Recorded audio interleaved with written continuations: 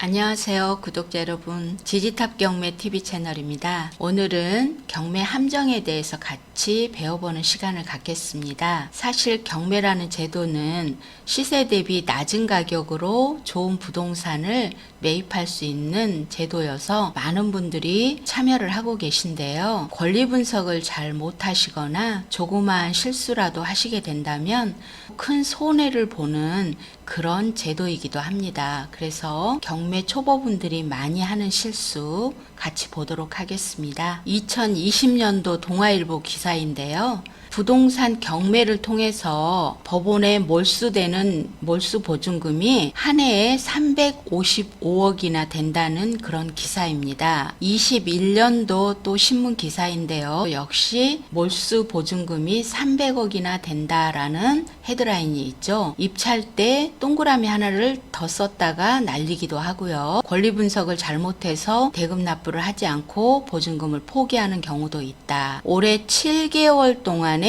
몰수된 건만 2,000건에 육박한다 이렇게 나와 있습니다. 그래서 얼마나 많은 실수를 하는지 이 기사를 통해서 여러분 확인할 수가 있겠는데요. 사례를 가지고 살펴보도록 하겠습니다. 8월 10일 날 진행되는 서초동에 있는 주상복합 아파트인데요. 이 물건은 1월에도 한번 유찰이 되었습니다. 그리고 2월에도 역시 유찰이 되었고요. 그런데 세 번째 입찰 기일에 한 분이 입찰을 하셨어요. 그래서 4억 1,600만 원을 써내셨는데요.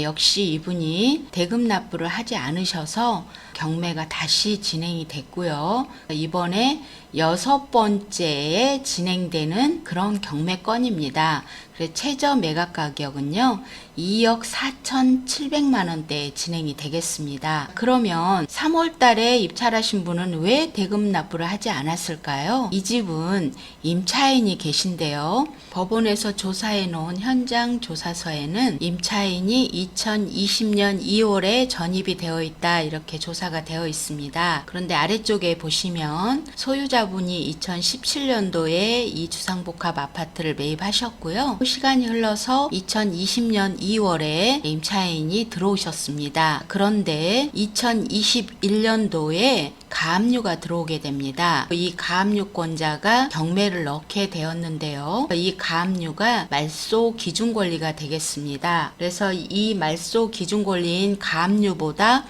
빠른 임차인은 우리가 선순위 임차인이라고 표현을 하는데요. 이분의 임차 보증금은 낙찰자가 인수하셔야 됩니다. 그럼 이 임차인이 경매에 들어오게 되면 이 임차인은 두 가지 선택을 할 수가 있습니다. 첫째는 본인이 가압류보다 빠른 선순위 임차인이기 때문에요. 배당 요구를 하지 않고 나는 만기가 될 때까지 이 집에서 살다가 낙찰자한테 내 보증금을 받아 나가 라는 선택을 하실 수가 있겠고요. 또 다른 선택은 경매 들어와서 찝찝하니까 그냥 경매에서 배당을 받고 만기 되기 전에 그냥 나갈래 이렇게 두 가지 선택을 할 수가 있습니다. 그러면 낙찰자는 이분이 배당 요구를 했다면 이분은 배당을 받아 나가기 때문에 문제가 없겠죠. 그런데 여기서도 하나 주의할 점은 요즘에 깡통 전세가 너무 많아요. 그래서 내가 쓴 금액보다 이 임차인의 임대차 보증금이 더 많다면 배당에서 못 받는 돈은 또 낙찰자가 떠나야 됩니다. 그래서 이분의 보증금이 매우 중요합니다. 그런데 배당 요구를 안 했기 때문에 보증금을 여러분들이 알 수가 없죠. 이럴 때는 전세 또는 월세도 실거래가 신고를 하도록 되어 있기 때문에 여러분이 국토부에 들어가서 실거래가 신고된 것을 확인하시면 될 텐데요. 이 집은 20년 2월에 전입이 되었기 때문에 아마 이분이 두세 달 전에 계약을 했을 걸로 보여집니다. 그러면 실거래가는 2019년 말부터 2020년 2월 전까지 내용을 조사해 보시면 이분이 신고한 금액이 나와 있을 겁니다. 그렇게 참고하시면 될 것 같고요. 배당 요구를 했다면 이 집의 가격과 이 임차 보증금을 비교했을 때 이분이 넉넉히 받아 나갈 수 있는지 꼭 확인하셔서 입찰하시기를 바라겠습니다. 또 다른 건을 하나 보실 텐데요. 수원에 있는 아파트입니다. 매각일은 8월 25일입니다. 이 물건도 아까 물건하고 마찬가지로 11월, 12월, 1월 3번 유찰되었다가 네 번째 차에 딱